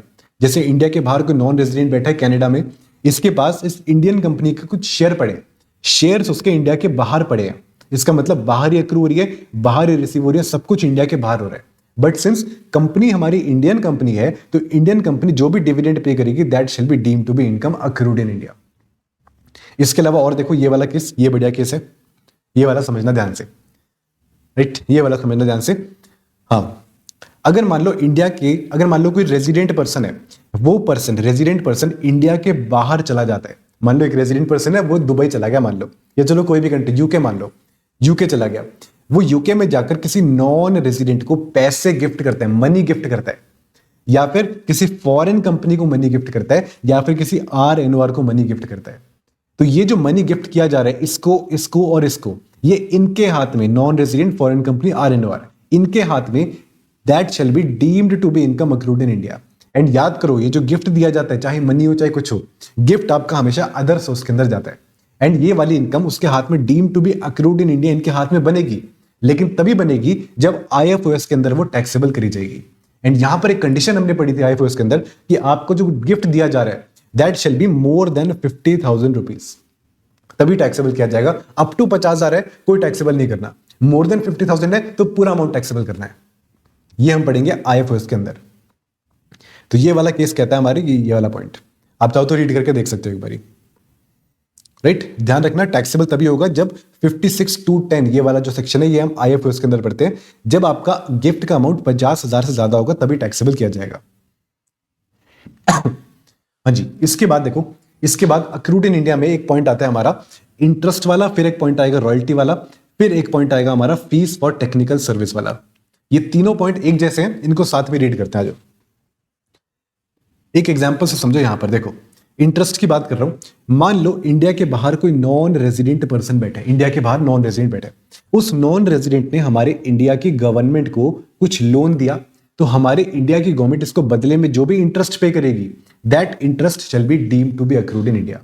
एक तो बात ये होगी। दूसरा पॉइंट समझो मेरे साथ, ये नॉन रेजिडेंट है, इसने इस बारी इंडिया में एक रेजिडेंट को लोन दिया और उस रेजिडेंट ने इस लोन के पैसे को इंडिया के अंदर बिजनेस या प्रोफेशन में लगा दिया, या फिर इंडिया के अंदर earning for any source of income in India इसने लगा दिया। अगर ये ऐसा काम करता है, लोन के पैसे को बिजनेस या प्रोफेशन में लगाता है या फिर earning any source of income in India में लगाता है, जैसे किसी कंपनी के शेयर खरीद लिए या कोई हाउस प्रॉपर्टी खरीद ली, उससे रेंट इनकम आने लग गई, वो सब उसको बोला जाता है for earning any source of income in India. तो ये जो इंटरेस्ट पे किया जा रहा है बदले में, ये interest shall be deemed to be income accrued in India और इस नॉन रेजिडेंट के हाथ में टैक्सेबल कर दिया जाएगा। वैसे ही समझो, ये नॉन रेजिडेंट इस बारी किसी दूसरे नॉन रेजिडेंट को लोन देता है। ये देखो, ये नॉन रेजिडेंट, ये भी नॉन रेजिडेंट, दोनों इंडिया के बाहर बैठे हैं। ये नॉन रेजिडेंट दूसरे नॉन रेजिडेंट को कुछ लोन दे रहा है और ये वाला नॉन रेजिडेंट जिसने लोन लिया है वो उस बोरोड अमाउंट को इंडिया के अंदर बिजनेस या प्रोफेशन में लगा देता है उस पैसे को। तो फिर बदले में जो इंटरेस्ट दिया जा रहा है, that interest shall be income deemed to be accrued in India और इसके हाथ में टैक्सेबल कर दिया जाएगा। राइट, यहां पर मैंने नॉन रेजिडेंट का एग्जांपल लिया, कोई भी बंदा हो सकता है, बट लॉजिक हमारा नॉन रेजिडेंट के हिसाब से बनता है, इसलिए मैंने यहां पर एग्जांपल में नॉन रेजिडेंट लिया। राइट, आप चाहो तो एक बार रीड करके देख सकते हो, लेकिन एक चीज का ध्यान रखना, ये जो नॉन रेजिडेंट को बोला कि नॉन रेजिडेंट ने बोरोड अमाउंट को इंडिया के अंदर बिजनेस प्रोफेशन में लगाना है, जैसे ऑप्शन यहां पर रेजिडेंट के पास था कि earning any other source of income in India भी लगा सकता है, वैसा ऑप्शन यहां पर नॉन रेजिडेंट के पास नहीं है। उसको सिर्फ बिजनेस या प्रोफेशन इन इंडिया के अंदर ही वो वाला पैसा लगाना है। आई होप ये क्लियर है आपके लिए। इसके बाद देखो रॉयल्टी वाला पॉइंट क्या कहता है। रॉयल्टी वाली बात कहता है, रॉयल्टी वाला पॉइंट सिमिलर पॉइंट है बिल्कुल, कि इंडिया के बाहर कोई नॉन रेजिडेंट था, उसने मान लो कोई फॉर्मूला बना दिया या फिर कोई टेक्नोलॉजी बना दिया, फिर कोई भी उसने इंटेलेक्चुअल प्रॉपर्टी बना दी। इंटेलेक्चुअल प्रॉपर्टी को यूज करने के लिए आपको पहले उससे राइट्स खरीदनी पड़ती है। तो मान लो इंडिया के बाहर कोई नॉन रेजिडेंट ने कोई फॉर्मूला बना दिया एंड उसका उसने कर दिया पेटेंटेड फॉर्मूला बन गया। ये नॉन रेजिडेंट अगर उस फॉर्मूले को यूज करने की राइट्स हमारी गवर्नमेंट को देती है, इंडिया की सरकार को, तो बदले में हमारी गवर्नमेंट जो भी रॉयल्टी देगी, that royalty shall be income deemed to be accrued in India और इसके हाथ में टैक्सेबल हो जाएगी इंडिया के अंदर। ठीक है जी। वैसे ही इस बारी नॉन रेजिडेंट ने जो राइट दी है वो इंडिया के अंदर एक रेजिडेंट को दी है एंड इस रेजिडेंट ने इन राइट्स को इंडिया के अंदर बिजनेस या प्रोफेशन में लगा दिया या फिर earning any source of income in India लगा दिया। तो बदले में जो रॉयल्टी पे करेगा, that royalty shall be deemed to be accrued in India, इसके हाथ में टैक्सेबल हो जाएगी। वैसे ही देखो इस बारी अगेन एक नॉन रेजिडेंट ने दूसरे नॉन रेजिडेंट को कुछ राइट्स प्रोवाइड करी। इन राइट्स को इस नॉन रेजिडेंट ने इंडिया के अंदर बिजनेस या प्रोफेशन में या फिर earning any source of income in India में लगा दिया। तो बदले में जो रॉयल्टी दी जा रही है, that royalty shall be deemed to be accrued in India.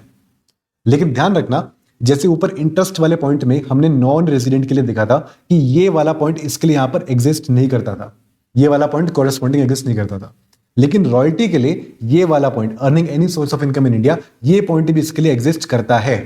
तो नॉन रेजिडेंट इंडिया के अंदर रॉयल्टी की राइट्स को कहीं पर भी लगा सकता है और any source of income in India भी लगा सकता है, बिजनेस प्रोफेशन इन इंडिया के लिए भी लगा सकता है। राइट, आप चाहो तो रीड करके देख सकते हो। एक छोटा सा पॉइंट यहां पर आता है, ये वाला लमसम रॉयल्टी वाला।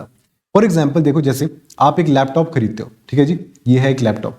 लैपटॉप में आपको पता है, लैपटॉप अगर आपका एचपी का है मान लो, तो भी उसके अंदर एक विंडोज का आपका सॉफ्टवेयर हमेशा होता ही है। तो जब आप एक लैपटॉप खरीदते हो, आप उसको एक लमसम पेमेंट करते हो, लेकिन विंडोज का जो सॉफ्टवेयर आप खरीदते हो, वो सॉफ्टवेयर ऑलरेडी उसके अंदर एम्बेडेड आपका आता है, तो उसके लिए आप अलग से कुछ पेमेंट नहीं करते। तो यहां पर एक छोटी सी क्लैरिफिकेशन थी कि अगर आप लैपटॉप खरीदने के लिए पूरी की पूरी पेमेंट उसको कर रहे हो, हालांकि उसके अंदर विंडोज का सॉफ्टवेयर भी इंक्लूडेड है, बट स्टिल उसको हम एक रॉयल्टी, उसको हम लोग यहाँ पर deem to be accrued in India नहीं मानेंगे। राइट, उसको हम लोग यहाँ पर deem to be accrued in India नहीं मानेंगे। छोटी सी क्लैरिफिकेशन थी, ज्यादा इंपॉर्टेंट नहीं थी। फिर बता रखा है कि अगर आपने किसी फिल्म की सेल करने की या डिस्ट्रीब्यूशन करने की या एग्जीबिशन करने की आपने कुछ राइट्स खरीदी है, जैसे मान लो करण जौहर ने कोई मूवी बनाई एंड पीवीआर ने उसकी मूवी दिखाने की, एग्जीबिशन करने की कुछ राइट्स खरीद ली, तो बदले में पीवीआर जो करण जौहर को पेमेंट करेगा, उसको भी हम लोग रॉयल्टी ही बोलेंगे। एंड एक बात और, फॉर एग्जाम्पल इंडिया के इंडिया के बाहर कोई फॉरेन का टीवी चैनल है, जैसे मान लो फॉरेन का कोई कॉमेडी सेंट्रल वगैरह जो है उसके, वो फॉरेन का टीवी चैनल है, उसको दिखाने के राइट्स अगर हम इंडिया में लेकर आते हैं, उसके बदले में कुछ पेमेंट करते हैं, दैट इज ऑल्सो रॉयल्टी, उसको भी रॉयल्टी बोला जाता है। अब इसके बाद समझना लास्ट पॉइंट हमारा, फीस फॉर टेक्निकल सर्विसेज। ये क्या है सर, समझो ध्यान से। एक होता है फीस फॉर टेक्निकल सर्विस, इसको बोला जाता है FTS। एक होता है आपका फीस फॉर प्रोफेशनल सर्विस, इसको बोला जाता है FPS। एंड एक होता है हमारा अदर फीस, अदर कुछ भी, अदर जो भी आप फीस पे करते हो। तो यहां पर हम लोग बात कर रहे हैं फीस फॉर टेक्निकल सर्विस की। एफपीएस क्या होता है? एफपीएस होता है फीस फॉर प्रोफेशनल सर्विस, जहां पर आप कोई प्रोफेशनल, किसी प्रोफेशनल से काम लेते हो, जैसे कोई सीए हो गया, कोई लॉयर हो गया, कोई डॉक्टर हो गया, उनको बोले जाते हैं प्रोफेशनल, जिनके पास डिग्री है। टेक्निकल सर्विस होता है कोई भी दिमाग वाली सर्विस। तो अगर आपने कोई भी दिमाग लगाने वाली सर्विस के लिए किसी को पेमेंट करी है तो उसको बोला जाता है फीस फॉर टेक्निकल सर्विस। अब समझो, मान लो किसी नॉन रेजिडेंट ने अगेन हमारी गवर्नमेंट को कुछ सर्विस प्रोवाइड करी, बदले में हमारी गवर्नमेंट ने फीस फॉर टेक्निकल सर्विस पे करी, तो जो fees for technical service FTS pay किया जा रहा है वो इसके लिए deem to be accrued in India बन जाएगा। बिल्कुल सेम चल रहा है जैसे पहले चल रहा था। वैसे ही इस बार इसने सर्विस प्रोवाइड करी रेजिडेंट को, रेजिडेंट ने इंडिया के अंदर बिजनेस प्रोफेशन में या फिर earning any source of income in India में लगा दिया, तो जो एफटीएस पे किया जा रहा है that shall be deem to be accrued in India. वैसे ही नॉन रेजिडेंट ने दूसरे नॉन रेजिडेंट को सर्विस प्रोवाइड करी, बदले में एफटीएस पे कर रहा है, तो ये FTS shall be deem to be accrued in India अगर ये सर्विस वो इंडिया में बिजनेस प्रोफेशन में या earning any source of income in India में लगा देता है। आई होप ये क्लियर हो रहा है आपके लिए, राइट? तो एफटीएस मतलब कोई भी दिमाग वाली सर्विस, लेकिन प्रोफेशनल सर्विस यहां पर हटा दो, उसके लिए अलग से उसको एफपीएस बोला जाता है, राइट? एफटीएस का मीनिंग यहां पर दे रखा है कोई भी मैनेजरियल टेक्निकल कंसल्टेंसी सर्विस। लेकिन ध्यान रखना, ये जो चीज होती है आपकी कंस्ट्रक्शन में दिमाग नहीं लगता आपका।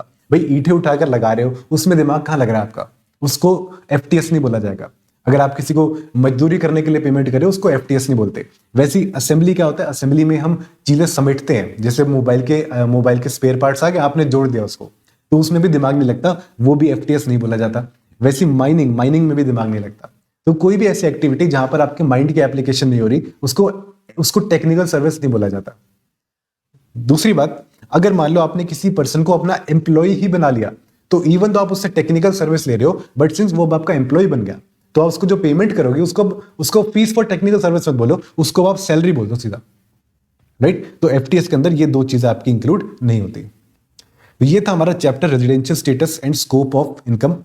इस चैप्टर में इस बार हमने काफी डिटेल में एक्सप्लेन किया। लास्ट ईयर जो मैंने की थी वो थोड़ी मैंने फास्ट करी थी, इस बार मैंने डिटेल में करी जानकर, क्योंकि इसमें कुछ कॉम्प्लेक्स पॉइंट्स थे।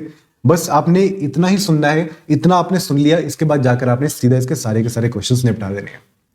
ऑलराइट, आई होप ये लेक्चर काफी ज्यादा पसंद आया होगा। All the best for exams. Thanks for watching.